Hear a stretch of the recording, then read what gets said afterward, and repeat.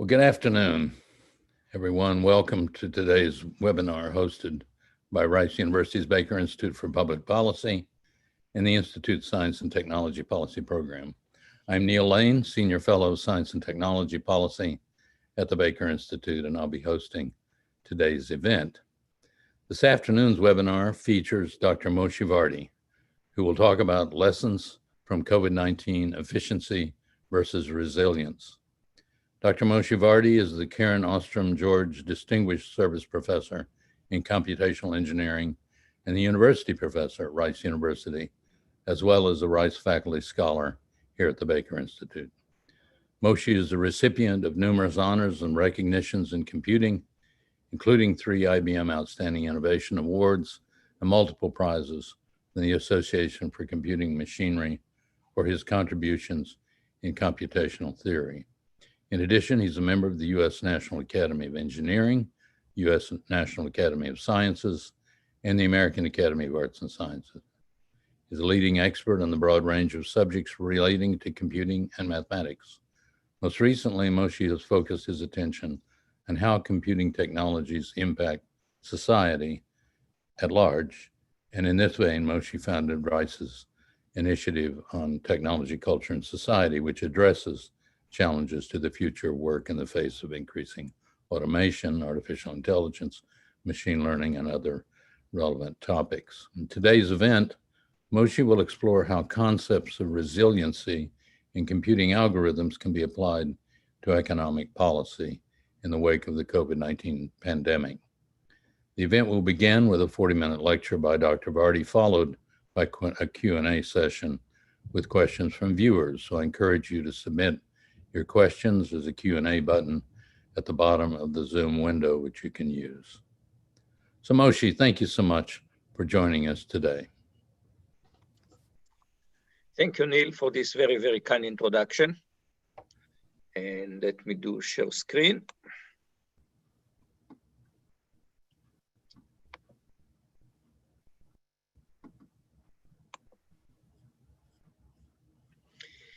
So it's very clear that COVID-19 is what we would call epochal event. We will talk about the times before and the time after. We are only starting to see a glimpse of how life after COVID-19 would be like.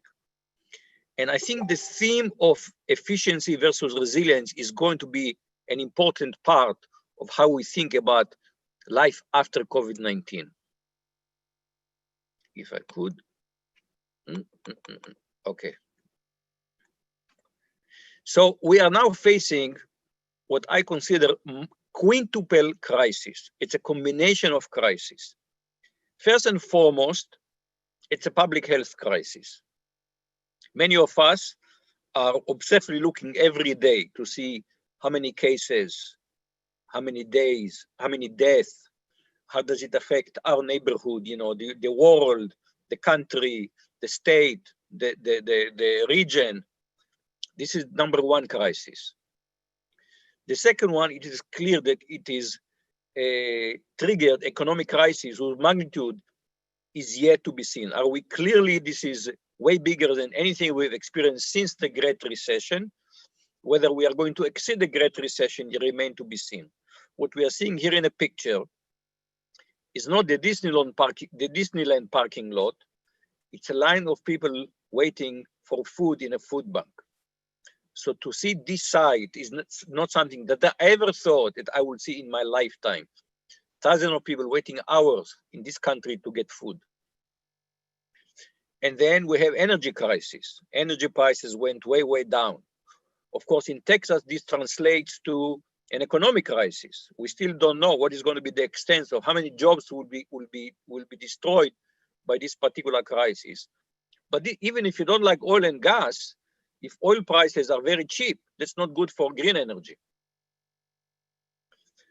And then everybody has some heightened sensitivity, and things that have been going on in this country for years suddenly deemed unacceptable, and we have a social crisis. And of course, it's regardless of your political opinions, it is clear that we're also living through a leadership crisis. I mean, the United States has a 5% of the world, the population, but 25% of the world COVID-19 cases, and much of it because of the lack of federal leadership to address the pandemic. Now, I want to remind you of a time that seems a long time ago, March, which is just 5 months ago, but it seems an eternity ago. And the buzzwords of the day, the buzzword du jour then was flattening the curve. And people who drew this is the chart. I went back from a blog from March 2020, and they said, well, you have to take this pandemic outbreak and you have to flatten the curve. Now, what was the purpose of flattening the curve? In a nutshell, now again, notice this is in March, people talk about hundreds of thousands of infections. Nobody talk about 5 million infections. People talk about hundreds of thousands of infections. The purpose of flattening the curve was they should not all happen at the same time. Because if we have too many infections at the same time, then we simply cannot deal with them. So suddenly we learn in the spring, in the early spring, that we don't have enough PPEs. We learn about new acronym, personal protective equipment, PPEs. We don't have enough PPEs. We don't have enough ventilator. We were really not ready. And that was the purpose of flattening the curve. Let's just try to survive. We're not going to save life by having fewer cases, but we'll be able to treat the cases better if we don't have supply shortage.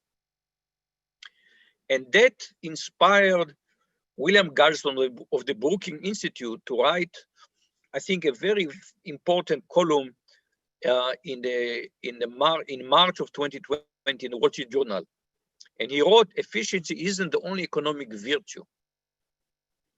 And he says, what if the relentless pursuit of efficiency, which has dominated American business thinking for decades, has made the global economic system more vulnerable to shocks?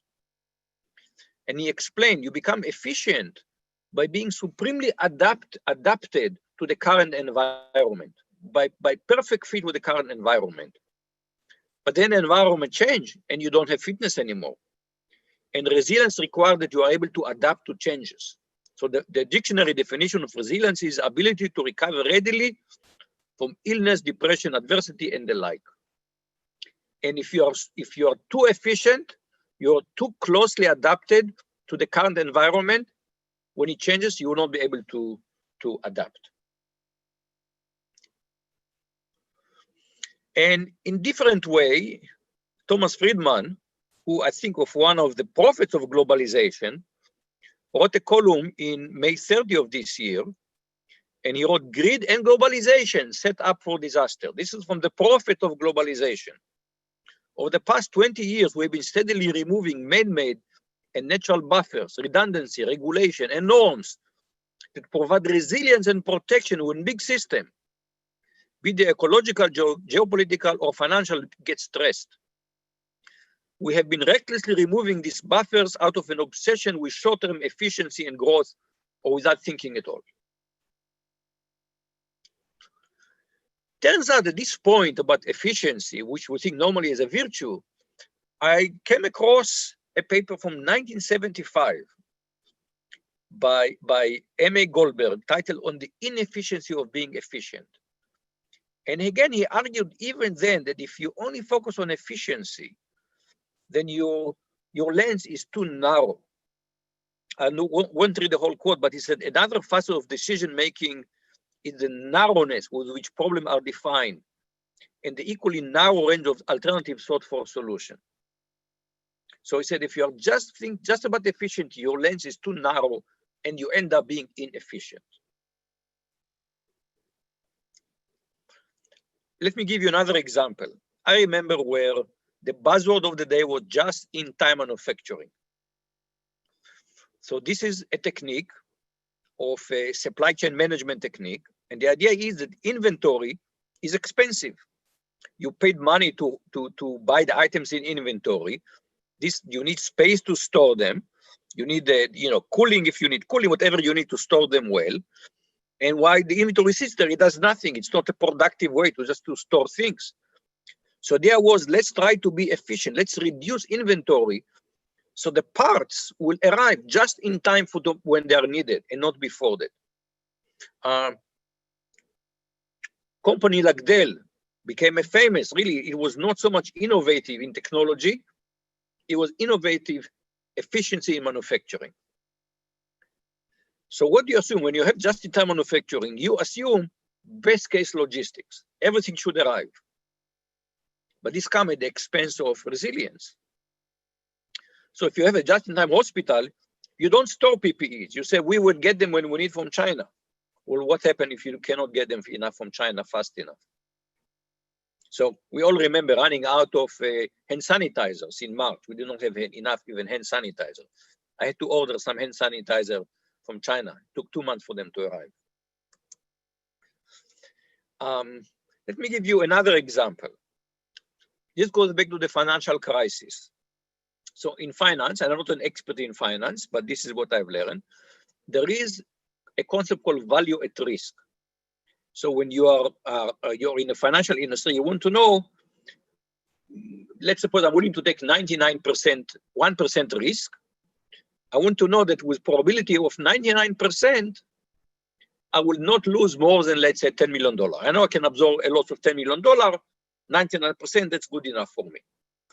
And people develop a deep mathematical theory. This is an example of the Gaussian copula function. Don't worry, we will not go through this formula right now. It's a bit intimidating. But this was a formula, it was hot, it was widely used in the finance industry. Turns out what the formula did not do is predict what will happen in the black swan event of the 1% that you said, oh, I don't have to worry about that. And so Lehman Brothers went bankrupt and our whole economy almost went down the drain because of people lost confidence in the market. Even if we go and we look at our own form of governance. So Winston Churchill, this is a very famous quote from 1947. And he wrote, many forms of governments have been tried and will be tried in this world of sin and woe. Remember, this is after World War II. No one pretends democracy is a perfect or all-wise. Indeed, it has been said democracy is the worst form of government, except for all those other forms that have been tried from time to time. So democracy, we all know, is highly inefficient. Generally, it is more resilient because when you have one wise person making decision, this one person can make a bad decision. For example, think of Stalin being warned about the upcoming German attack and refusing to believe it. And the Soviet Union paid 25 million lives because they did not prepare for a war with Germany. On the other hand, we saw now that maybe having too much democracy is not so good when we have to deal with pandemics, the cacophony, the inefficient way in which the non-resilient way in which we're dealing with COVID-19 suggests that maybe there's the optimal, we need to look for an optimal point between too much democracy or too much distributedness in democracy and governance versus a bit more centrality. I'm sure we will hear more about it. This topic will be visited again in the coming years. And even think our own, one of the things we have discovered is that, you know, I view COVID-19 as a situation where you have whitewater rafting. So we had a river that we thought was placid, but there were rocks under the river. And so when the water level went down a little bit, it became frothy, became into white water. So we already knew, I've been giving talks about automation and its impact on the working in the middle class. And I went back to one of my slides and he talked about precarity. And people have done studies and show that half of America cannot absorb a sudden expense of $400. 2/3 of Americans could not absorb a sudden expense of $1,000. And suddenly we are hit by the epidemic and we end up with having these long lines of people that need food. Who would have thunk that in America people will have to wait hours to get food? And Adam Serwer wrote in the Atlantic in June 2020, it didn't have to be like that. The desperation of US workers in the aftermath of the coronavirus was a product of a series of policy decisions and missed opportunities. We create a highly non-resilient society. Now let's look at nature as an inspiration to how does nature deal with this trade-off between resilience and efficiency. So in 2000, just a few years ago, 2016, I was editor-in-chief of a publication on communication of the ACM, which is the premier publication of the Association for Computing Machinery. And we published an article called Sex as an Algorithm. We put it on the cover. We tried to think of how to depict it graphically. And we decided to have no graphics other than a pig color, which I thought was very innocent, but some people got very offended. But let's forget about the cover. Why is the issue of sex as an algorithm? So the underlying question is that nature does optimization using what we call genetic search. It keeps trying to get new genotypes and see how they fit with the environment. Now, there are two forms of this kind of genetic search. One is just to have just mutation, but the other one is to add the point of cross hybridization, where you have between two different genomes. This has been studied in computer science as a search mechanism. And it turned out that to have just a sequence of mutation is better computationally than to cross two chromosomes. So why has nature chosen sexual reproduction as almost an exclusive reproduction mechanism in animals? While just to have bacteria just do it usually by mutation. And computer science said this is more efficient. So Livnat and Papadimitriou studied this question. And the answer was that population where you have sexual reproduction end up being more diverse genetically. Now, being more diverse genetically is less efficient because you are not perfectly suited for the environment. Ideally, you'll have not many different genotypes, one genotype, which is perfect. But having more diversity means that when environment change, some individuals will survive the change. They may not have been suited optimally to the previous environment, but they will survive the change. So genetic diversity, which is enabled by sexual reproduction, give you resilience. So this is, to me, a very, very fundamental lesson we can learn from nature about efficiency versus resilience. So in some sense, both resilience and efficiency are about optimization. But efficiency is about short-term optimization, while resilience look at long-term optimization. Now, since we are looking now at how nature has done optimization by now, at least on Earth for 4.5 billion years, the answer is nature looks at the long term, because in the short term, this is a very highly efficient predator. The T-Rex was a very highly efficient predator, did not survive. So long term, it's about survival. And survival means resilience. So now I want first to take these ideas, and first I want to look at computer science. So computer science, we have a subject of research, including my own area. It's called analysis of algorithm. So I went to the source of all knowledge, Wikipedia, and this is the definition. In computer science, the analysis of algorithm is the process of finding the computational complexity of the algorithm, the amount of time, storage, or other resources needed to execute them. It's all about efficiency. Don Knuth, a professor at Stanford, who should be close to 80, is kind of closest today what we have, the patron saint of computer science. He started writing these books, The Art of Computer Programming, in the late 60s, and he's still working on these volumes. And you can open this volume, and it's all about efficiency, which is, of course, very important for algorithm, but it's only about efficiency. So now I want to take one specific algorithm that you may have heard about. The algorithm is called PageRank. PageRank was an algorithm used by Google search to rank the web pages in the search, and when you get result, the order is very important. You look from the top and you go down. Very rarely you're going to scroll to the second page. And if you're old enough to remember what was like before we had the Google search engine, you would go to pages and pages of really irrelevant results. They're not of interest to you. And what launched Google and made Google such a successful company was this algorithm that gave very, very good search ranking of search results. How did it do it? It has a brilliant idea. For each website that we find, let's look to see how many other websites point to it. And the more other websites point to it, it tells us that this is more important because there are more links to it. And that tells us how important. I'm simplifying significantly. It's a bit more complicated than that. Had to do with eigenvalues and random walks on Markov chain, and I'll ignore that. But roughly speaking, you can think that an important website will have more links point to it.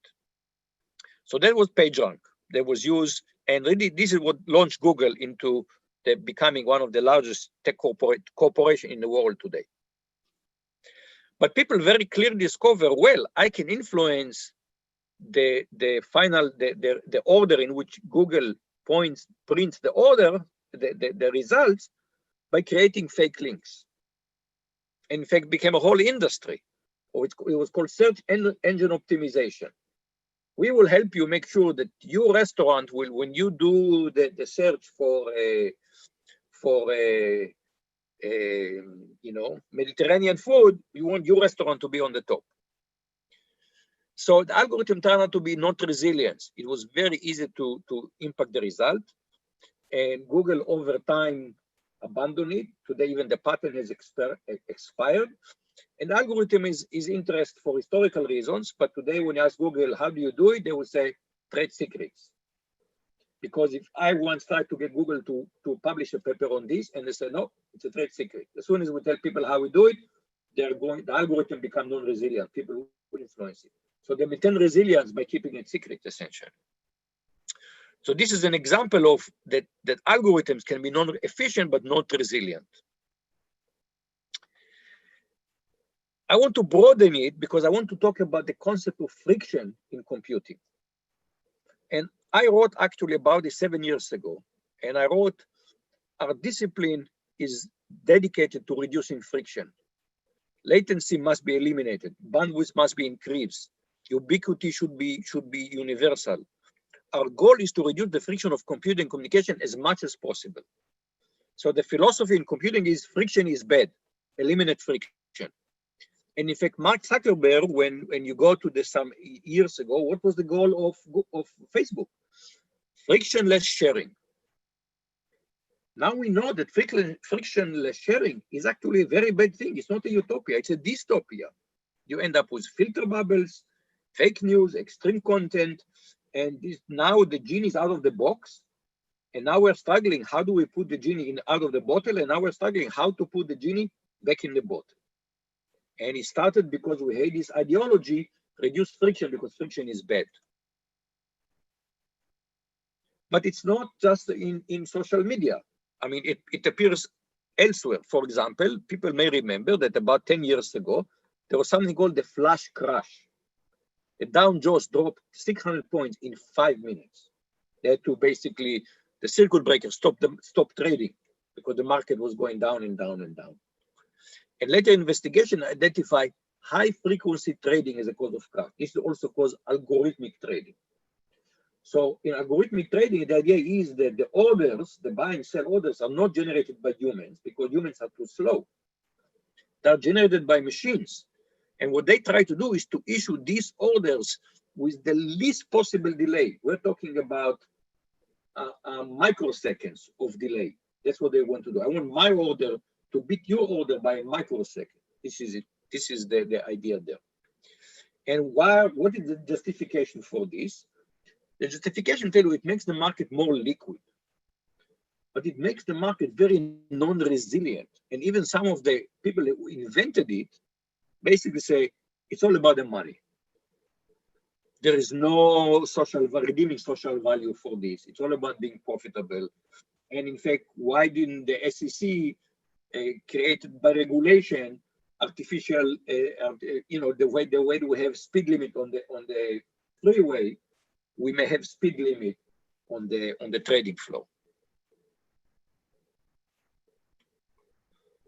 Or take a completely different domain where again friction or having no friction plays a key role. So this is an op-ed article from the Washington Post a couple of years ago. Why is it so hard to turn a Tinder date into a relationship? So as you may know, I mean, I've never used Tinder, but I read about it. And the idea is that you get pictures and you swipe to the left or swipe to the right to tell whether you like it or not. And she said, despite the swarms of matches over the years, I have never had an update turn into an actual relationships.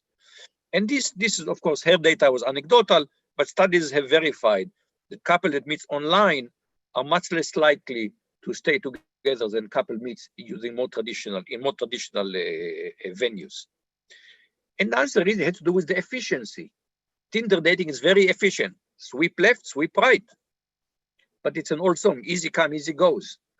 Because people know that the investment was low, everybody feels less invested. Oh, well, if it doesn't work out, no problem. It was just a swipe.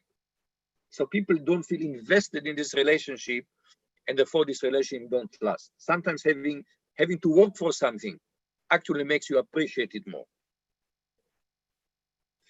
So let's suppose I go to one of my colleagues in the mechanical engineering department, and I tell them, you know, your goal as mechanical engineer would be to eliminate all friction, everywhere, no friction, create a friction-free world. They will tell you, you're insane. So they will quote Aristotle. Aristotle said, getting angry is easy, but they're getting angry at the right person, for the right reason, at the right time, at the right level, this is hard. They will say, this is like friction. You have to have the right amount in the right place in the right time. For my tires, I want high friction on the highway. I don't want frictionless tires. They will not take me anywhere. For the drive shaft, I want low friction. So computer science does not have this holistic approach of having the right amount of friction in the right place at the right time. It's all about eliminating friction. So we created a world which is very brittle and very non-resilient. And we need to bring back friction into computing. Let me use another example for computing, which had to do with cybersecurity. So here, this is an actual quote from an email that I received from a colleague of mine, who is a very well-established security researcher. And here's what he wrote in his email. First, somebody builds a thing, and it's super useful. Eventually, someone comes along and finds a vulnerability, and that security becomes part of the engineering process. Just like we make sure that our code does not have bugs and make it crash, we also have to make sure that it's not exploited for red purposes. So turn the crank for enough years, and eventually security gets better. So what is the moral for this? Security in computing usually comes at the very end. We build a tool, we get all the functionality, and then at the end we say, oh, how do we make it secure? Look what happened with Zoom. We all jumped into Zoom in March, and after we jumped on Zoom and we discovered its features, when we discover it's not very secure. And we got another update from the IT office that we need to make sure that every Zoom session has a password, because otherwise people can what's called Zoom bomb your Zoom session. So we are all learning how to, security was added last rather than from the very beginning. So computer science today runs the world. We have something called the Turing Award, the ACM Turing Award. That's a Nobel Prize in computing. There were 3 Turing Awards in cryptography, which is a part of security, but it's not the whole thing. No one ever so far received a Turing Award in cybersecurity, because no work in cybersecurity is good enough to be recognized like that. But now it's not just a Zoom bombing. We're not talking about our election. Now we're talking about vital infrastructure. Clearly, the industry has failed to create secure vital infrastructure. And I think that I think now finally Congress is realizing that they will have to step in and start regulating this industry, because it was not able to regulate itself. But it was not able to regulate itself. It's not just, it's kind of built into the culture of my community. And the culture that many people have is called cyber libertarianism. And let's compare it to the automobile industry. So the Ford Model T rolled off the manufacturing line over 100 years ago. And pretty soon we discovered the automobile skilled people. And what have we been doing about it? We've been working over 100 years to make automobiles safer. And in terms of the measure is death, fatalities, per billion miles traveled, VMT, vehicle miles traveled, billion VMT, has been going down now for about 100 years. In fact, Congress established the National Transportation Safety Board, but there's no National Cybersecurity Board. There are different agencies. The NSA has to be part of it, the NIST, but there's no overall overview of cybersecurity. And again, this is because the industry has resisted it. They always said regulation stifles innovation. Don't let us just innovate. Don't regulate us. But when it comes to cybersecurity, I think the industry failed, my community failed, and I think governments will step in. I think this is inevitable now. Now I criticize my own discipline just to come out clean first. Now I want to go back and talk about economics. So economics is about relentless pursuit of efficiency. So the pandemic is not, we are surprised, but actually you can go and find now Bill Gates was warning us for several years about a possible pandemic, okay? Nissim Taleb was warning about the pandemic. We didn't get ready. And in fact, just earlier, Trump, in the couple of years ago, cut the CDC budget. Why do we need all these doctors? We will hire them when we need them. On the other hand, for example, China now realizing that you cannot let the free market decide where PPEs goes. So they have essentially nationalized PPE factories in China to ensure that they have enough, because even though the pandemic is under control there, they want to make sure they have enough for their own needs. And that means we don't have enough.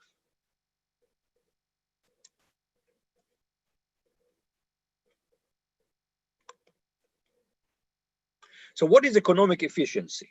So this is the definition from Investopedia. Economic efficiency means that goods and factor of production are distributed or allocated to the most valuable uses and waste is minimized. This is economic efficiency. And people who believe in the free markets, they tell you that through individual self-interest and freedom of production and consumption, economic efficiency is achieved and the best interests of society as a whole are fulfilled. Again, this is from Investopedia. But of course, it raises the question, does efficiency guarantee optimality? And it turns out that this is a question that was studied by computer scientists. So first, let's go to the very basic crash course in microeconomics. If you study microeconomics, you run something called the first welfare theorem, or FWT. And what does it tell you? That under a certain assumption, technical assumptions, a market will tend towards a competitive Pareto optimal equilibrium. That means nobody can improve their position. Anybody is doing as well as they can do. And this is what is considered economic efficiency, because it means the resources are where there should be, where the free market there should be. But the question that this theorem does not tell us is how well does such equilibrium serve the best interests of society? And this is a question that computer scientists try to answer. Again, it's Papa Dimitriou together with the student Koutsopias. And over 20 years ago, they said the market is in equilibrium. So let's look at the worst possible equilibrium and compare it to social optimum. And let's look at the ratio between these two things. And they call it the price of anarchy. Yes, the market will be in equilibrium, but how far can this equilibrium be from social optimum? And the answer was that the price of anarchy can be arbitrarily high, depending on the complexity of the system. This can be formalized, and I won't do it here. In other words, they have shown us economic efficiency does not guarantee the best interests of society as a whole. You can be efficient and be very, very far from optimal. Furthermore, a few years later, they ask yourself, okay, the theorem says that the market will be in equilibrium, but it's not immediately in equilibrium, but it's a sequence of decision. I am a manufacturer, there is more demand, I will manufacture some more. I'm a vendor, the price go up, I will sell some more. So it's by a sequence of local action, we get to an equilibrium. And the question is, how fast does it take? It's a sequence of action. Every action takes some time. How long does it get to conversion equilibrium? What they show was that it can take a very, very long time to get to an equilibrium. In a complex system, the more complex the system, the longer it can take that system to reach an equilibrium. And this tells us that in practice, the market is never in equilibrium. But if it takes so long, then underlying variables will change. Price, supply, demand, it will change. The market is always dynamic. It is never in equilibrium. So the first welfare theorem is a beautiful mathematical theory, but in reality, there's no equilibrium, no efficiency, no optimality. And this has been known even by many economics. I'm not innovating in economics here. But in particular, it tells us that this philosophy that was pushed to the extreme in this in the movie Wall Street, where Michael Douglas, playing Gordon Gekko, gives a speech in which he says, greed is good. Greed, for the lack of a better word, is good. And his argument is, it Adam Smith's invisible hand. Everybody is greedy. Everybody is optimizing for themselves. And that is efficient and leads to optimum. Answer it, it's not. In fact, there is we understand, in computer we talk about greedy algorithm that each point just make local optimization. And we know that you can get stuck in so-called the local optima. Nobody can improve the situation, but we are not at a social optimum. And so the way we usually do it is by systemic intervention. These are market failures, for example, market externality. And we have to come from outside and change the boundary condition of the market. And so right now, for example, we are stuck in the local optimum of cyber insecurity. It's a market failure. Everybody wants security, but the market does not provide it. So we'll have to figure out how to fix the market to guarantee cyber security. In fact, some of the basic assumptions in economics about these self-optimizing agents, this has been known in economics as homo economicus. So this is humans that are just always trying to be rational and maximize their own utility. Now, this has been already refuted in behavioral economics to show that people do not behave in such a rational way.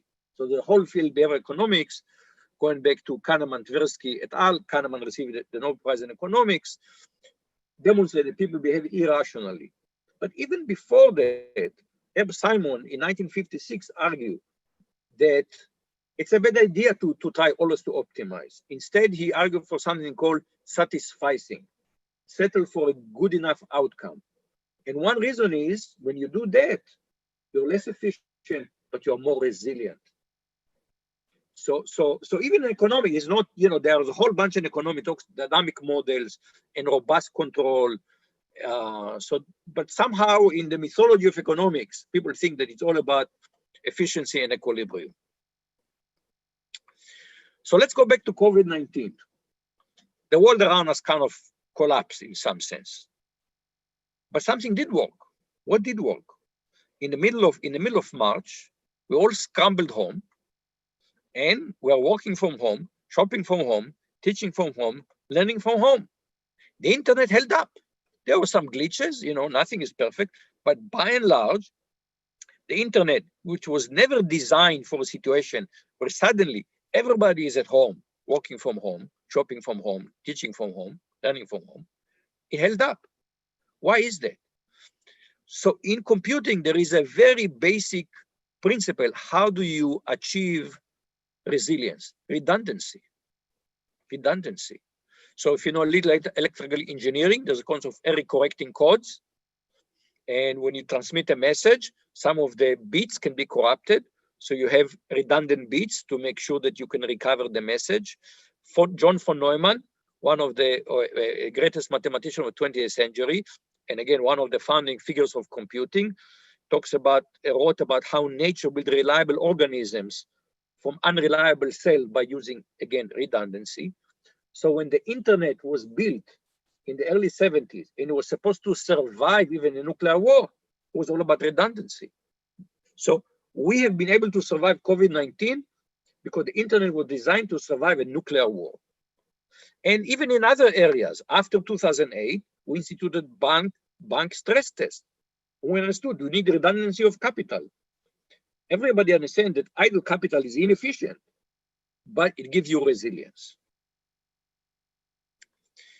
So I want to kind of start summarizing, I think resilience is a fundamental but underappreciated societal need. My own discipline and also economics both need to increase their focus on resilience. I think we need to think in other areas as well. Organization need to think how resilient are they and how can they survive disasters. What we do know is that individuals and markets are not very good at preparing for low probability events.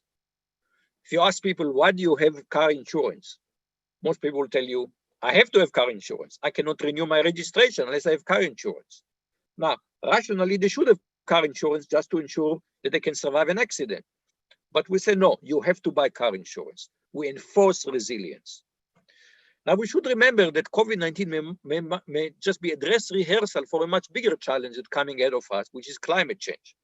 While we're all paying attention to COVID-19, the town of Verkhoyansk in Siberia reached a temperature over 100. This was in June 20, reached temperature over 100 degrees Fahrenheit, over 30 degrees higher than the normal temperature in that region. So climate change is coming and we'll have to deal with it.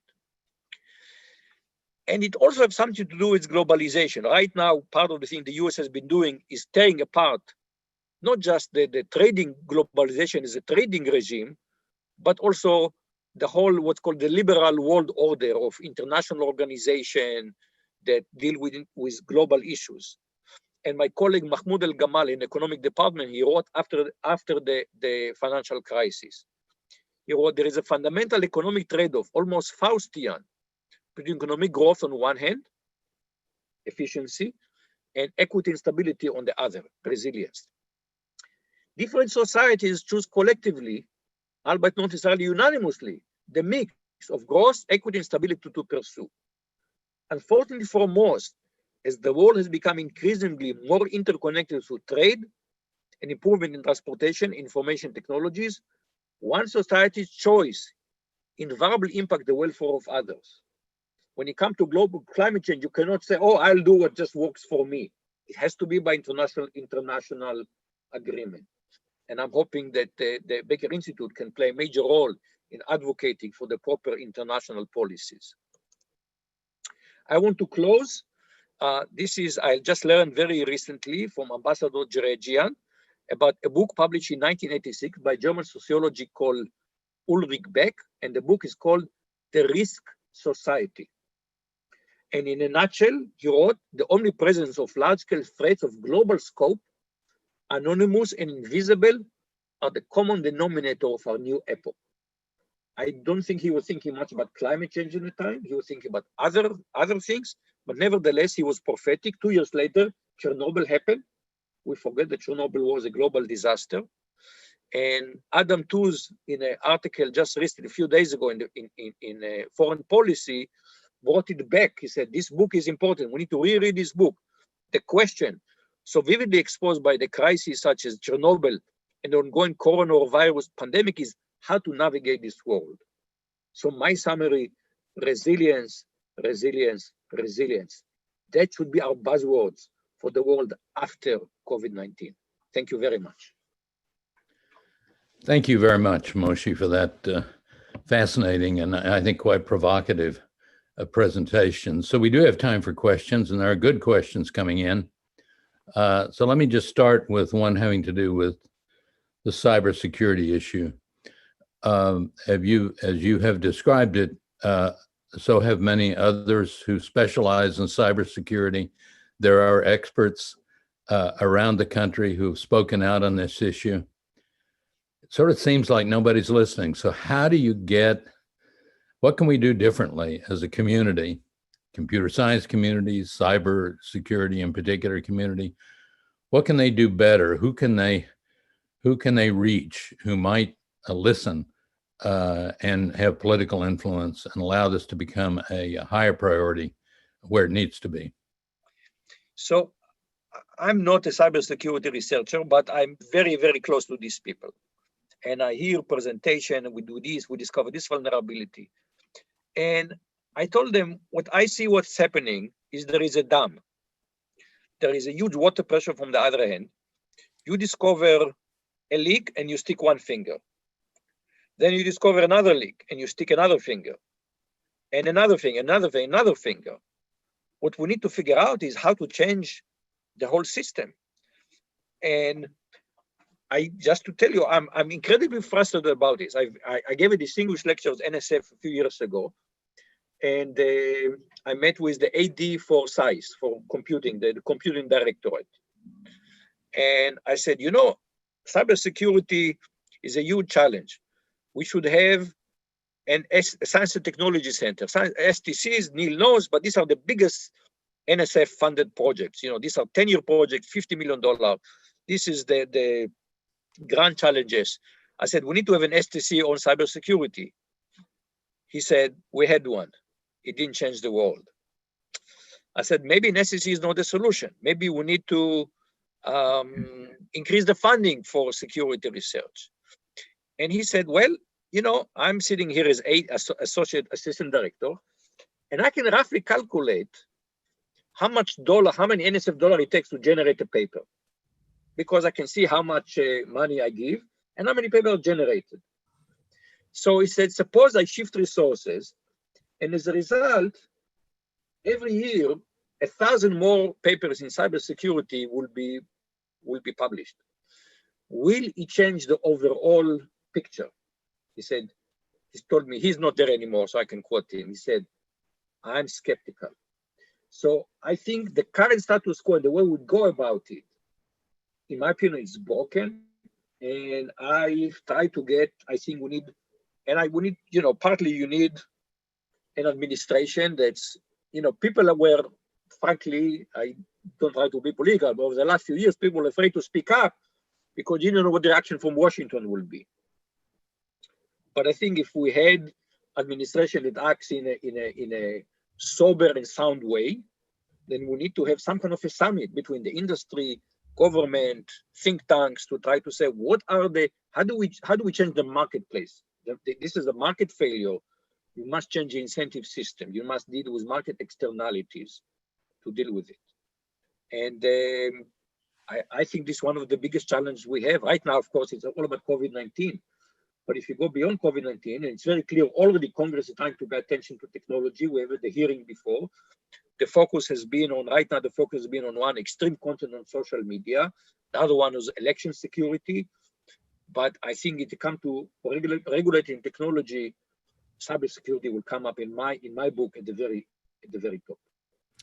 Well, so, and we got a question, several, I think, about COVID-19. Let me just give you another one. So you talked about the vulnerability of the United States and lacking the domestic supply chains, for example, for crucial PPE and other medical equipment. So could you speak a little more about how globalization and the rise of China as a geopolitical and manufacturing power have affected the U.S.'s resilience against COVID-19? So partly what we have done, and this is not just with regard to PPEs, but China has become incredibly efficient manufacturer of all things. One of my Chinese students brought me some years ago, a menorah for Hanukkah. And I said, you know, I told you, don't bring me gifts. He said, but I saw this in China. I had to get it for you. So China makes everything. And we have said, well, it's more efficient to let China do it. We have very efficient supply chains. You know, I mean, the containerization reduced the cost of international shipping. So we can ship things at much, much lower cost than it used to cost way back. Now we also have, and we ship fruit and vegetable. We fly fruit and vegetable from South America. So we've developed a very efficient supply chain. So classical economic theory, you go back to Ricardo, he told us, if China is better manufacturing, let China do manufacturing. This is very efficient. What we discovered is not resilient. So I'm not just talking about the social implication, that we have kind of hollowed out the manufacturing base of this country. And there used to be a class of people that this was, when we're talking about good jobs, many of them were in manufacturing, because they pay $20 to $30 an hour. And many of the jobs have disappeared. And the people in job had to go, for example, to retail where that pays half as much. So I'm even ignoring the societal consequence in terms of the impact on workers. But we have hollowed up. We said, we are going to do better at software. And maybe we do better at software. But what happens if the tension with China continues? And what happens if trading with China suddenly trade barriers keeps going up for whatever reasons? We have hollowed out the manufacturing base of this country. Used to be the greatest. We used to be the powerhouse of manufacturing, and we see that title to China.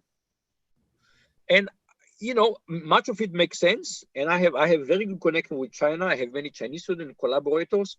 I would like the world to be where the US and China are figure out a way. Again, this is not my expertise, but there are many experts in the Baker Institute to tell us how should this country have friendly competition.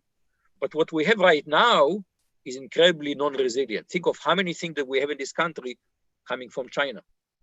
What happens if suddenly trade gets disrupted even further? I think this is a very profound question. I'm not an expert, but I think this is a very profound question that we must be honest with ourselves about. Can you say something more generally about our healthcare system in this country and the trade-off between efficiency and resilience? How has that led to the current situation with regard to American healthcare and its ability to respond to things like the pandemic? So when it comes to healthcare, I have to say that really, I'm not an expert in healthcare. There are people, including at the Baker Institute, that have more of expertise in healthcare. But again, it's bound to the fact that we have tried to become efficient. The mantra, the buzzword word was efficient. So do we have enough doctors in this country? So I watch some, I watch on the news, and every night they typically come and bring some doctors to tell us about the current situation with COVID-19. And I'm noticing that a large number of these doctors are immigrants. And again, we have chosen here much of our technical talent is coming from other countries. I'm an immigrant myself. I come from another country. I moved here. This system used to work very, very well for us. Now suddenly we are raising barriers of immigration. We have enough technical workforce in this country. So I've recently seen some data on graduate students in science and engineering, and I think the majority of departments in science and engineering have majority of international PhD students. And what will happen if right now we're already starting to lose some of our Chinese students? Who will provide, there is a question to me again, it's resilience. Who will provide technical work for this country where so many are students? You can come to every May, we have the doctoral hooding, and our graduate students march on the podium, and they get PhDs in science, engineering, but also social science and humanities. And my estimate is about 30 or 40% of them are Chinese. And so we have received not just manufacturing from China, but also many of them studied here and then they stay here. People don't realize it. Most of the Chinese students don't go back to China. They stay here. But if we are raising walls and barriers to China, will we have enough technical workforce for this country? So again, it's efficiency versus resilience. So there are questions about how our form of democracy is really working in all kinds of different ways of raising that question and thinking about it. But in terms of this balance that you spoke about so articulately between efficiency and resilience, how's our democracy doing? How's it supposed to do? What kind of a democracy with our kinds of elections that we have and so forth is supposed to establish that kind of best balance, that equilibrium? So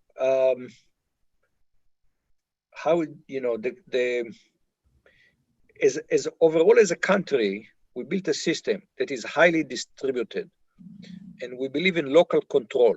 We believe the decision should be made, and if you look at the hierarchy, they should be made as low as possible. Why? Because, school districts have tremendous amount of self-governance. Localities, tremendous amount of self-governance. And why is that? There is a philosophy that as you go down, the localities, the city, the town, the school, they know best what's best for them. So we try to push decision-making as low as possible. This is very unique form of the United States. This make the principle of local decisions is very fundamental to our system of governance. And it works well until it stops working. And when it stopped working, the pandemic was an example where suddenly everybody makes their own decision, gives a cacophony of voices. Trump, the Trump administration saying, we'll leave it to the states, the governor will deal with the pandemic. They will have to find PPEs. So the state end up competing with each other, bidding the prices up for PPEs. I mean, in fact, if you think what happened in other time when it comes to wars, so while we live in free markets, when it comes to war, usually we said, no, now we need to centralize production, centralize decision-making. We don't say every unit will fight its own war. We leave some local tactics to this unit, but we have a plan, we have a global plan, we have a military plan. I look what's happening in higher education. So every university is making its own decisions. We're all dealing with very, very similar questions, very similar struggles. We don't have, other countries will have Ministry of Education. They will bring all the presidents together and say, let's decide what makes sense to do. Should we bring the students back or not? Every university makes its own decision. They're facing exactly the same constraints, but we have no global coordination. And not only that, our decision, for example, Rice decides to bring the majority of the students back to campus. This decision has impact not just on Rice. This decision has impact on the local community. But yet we are making our own decision as if no one else exists out there. So local control is nice during peaceful times, but when it comes to challenging times, our strength has become into a weakness. And that's why the rest of the world is right now looking at the United States and just say, this is the United States. This is the country was supposed to be the leader of the world. And they now are failing in face of an epidemic that other countries are handling much better. New Zealand is handling much better. Taiwan has done a better job. Europe struggling. But as a big country, as a Western country, we're doing the worst. And it's inexplicable. And the only way to understand it is that we have distributed decision-making so much that we are almost unable to act collectively when a collective action is required. Well, we have time for just one question. We're coming to the end of this extraordinary event. And let me quickly say, all of you in the audience, thank you for tuning in.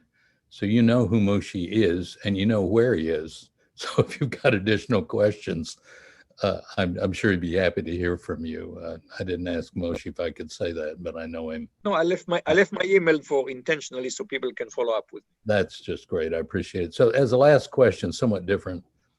So this whole free market system, this sort of movement of society broadly, the world, toward more efficiency, less resilience, the United States being a prime example. Is that just fundamental to human nature? I mean, is that in our genetics? Or we as individuals somehow have evolved in such a way that that's kind of the way we're going to lean anyway in all of our activities, including how we do business, where we work and how we make money and so forth. Is it in us? I mean, can it really be changed in any fundamental way? So let's compare us to our nearest relative, chimpanzees. And let's ask about chimpanzee governance. What is the system of governance the chimpanzee use? So a chimpanzee troop has about 50 to 60 individuals. So all primates have groups, you can call it extended family, of some number of, I think, maybe you're not an expert, I'm not a primatologist, but maybe macaques have hundreds of individuals. But most our close relatives have to do with dozens of individuals. What happens when that groups become larger? The answer will be they'll pick up a fight.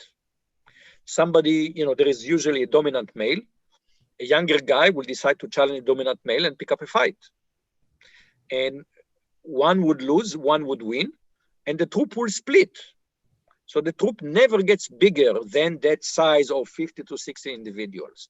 That is what the governance can accommodate. We started like this way, way back.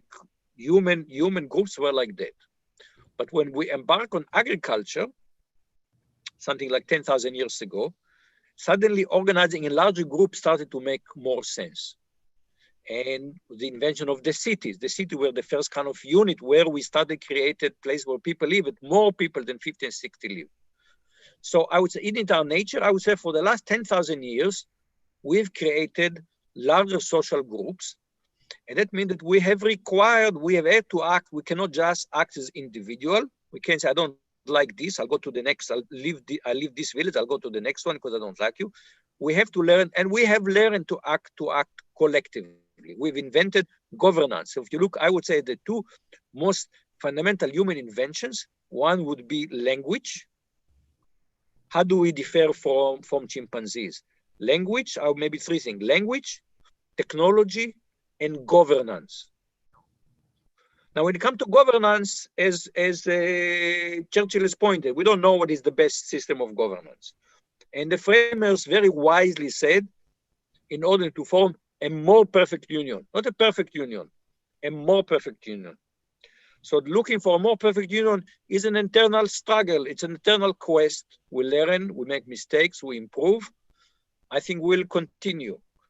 That quest for a more perfect union, I believe that is our true nature. Well, thank you for that very insightful comment. Having worked in government, I would agree we're not quite there yet. We're not perfect yet. And I'll avoid any opportunity to talk about whether chimpanzees could do better or not in circumstances.